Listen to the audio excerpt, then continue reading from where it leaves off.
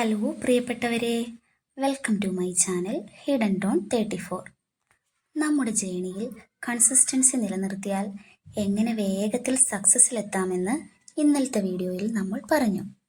ഇന്ന് എങ്ങനെ നമ്മൾ ഈ യാത്രയുടെ ഫസ്റ്റ് സ്റ്റെപ്പ് സ്റ്റാർട്ട് ചെയ്യും എന്നതിനെപ്പറ്റി പറയാം. ഒരു ചെറിയ യാത്രയായാലും ഒരു വലിയ യാത്രയായാലും ആദ്യത്തെ ഒരു സ്റ്റെപ്പ് വെച്ചാലാണല്ലോ യാത്ര തുടങ്ങാൻ പറ്റുള്ളൂ. അല്ലെങ്കിൽ യാത്രയുടെ പ്ലാൻ മാത്രം നടക്കും, യാത്ര നടക്കില്ല.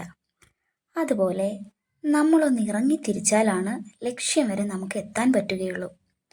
വിദ്യാഭ്യാസമുണ്ട്, കഴിവുകളുണ്ട്, എന്നാലും മുന്നോട്ടൊരു സ്റ്റെപ്പ് പോലും വയ്ക്കാൻ പറ്റാതെ സ്റ്റക്കായി പോയ ആയിരക്കണക്കിന് ആൾക്കാരുണ്ട് നമുക്ക് ചുറ്റും. വീട്ടമ്മമാരാണ്, അല്ലെങ്കിൽ വീട്ടമ്മ എന്നൊരു ലേബലിൽ കുടുങ്ങിപ്പോയവരാണ് അതിൽ കൂടുതലും.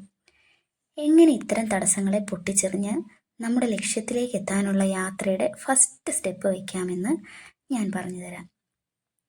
അതിന് ആദ്യം ഒരു ലക്ഷ്യം കണ്ടെത്തണം. നമ്മുടെ കഴിവ് നമ്മൾ തന്നെ തിരിച്ചറിയുക എന്നതാണ് അതിൻ്റെ ആദ്യ പടി.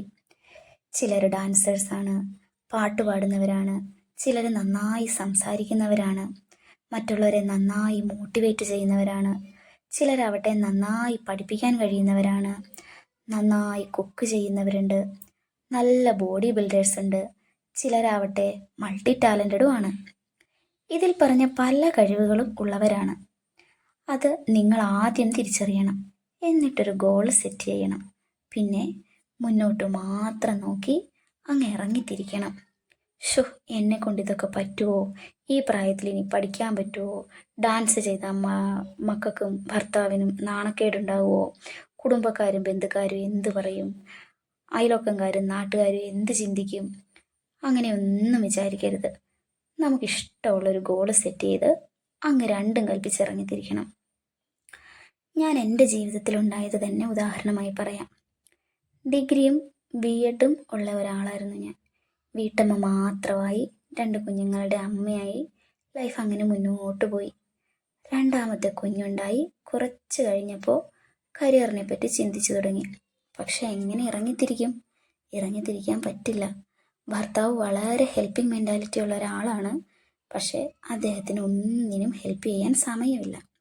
വീട്ടുജോലികൾ, മോളുടെ പഠനം, കുഞ്ഞു മോൻ്റെ എല്ലാ കാര്യങ്ങളും നോക്കണം. മോനെ ഒന്ന് കൈമാറിയെടുക്കാൻ പോലും ആരുമില്ല.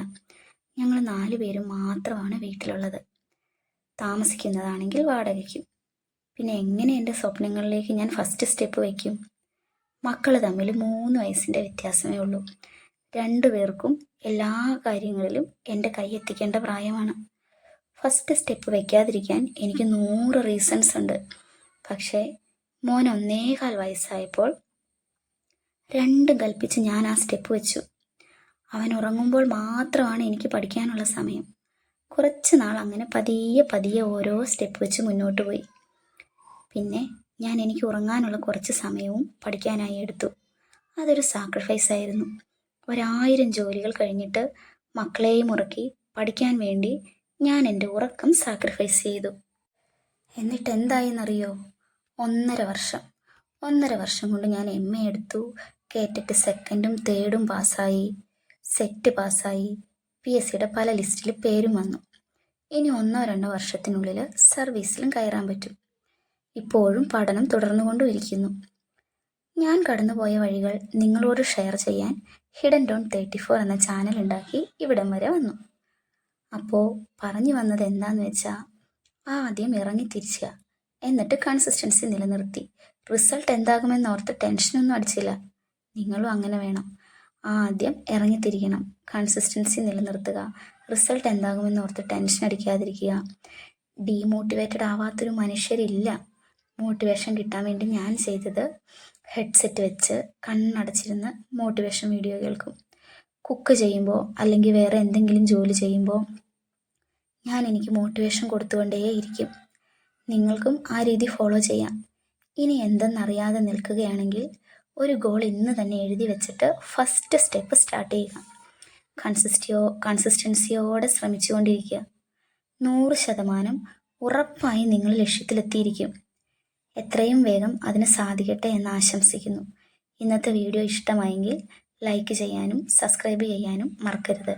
സംശയങ്ങൾ കമൻ്റായി ചോദിക്കണം. നാളെ ഇതേ സമയം വീണ്ടും കാണാം. Have A great day.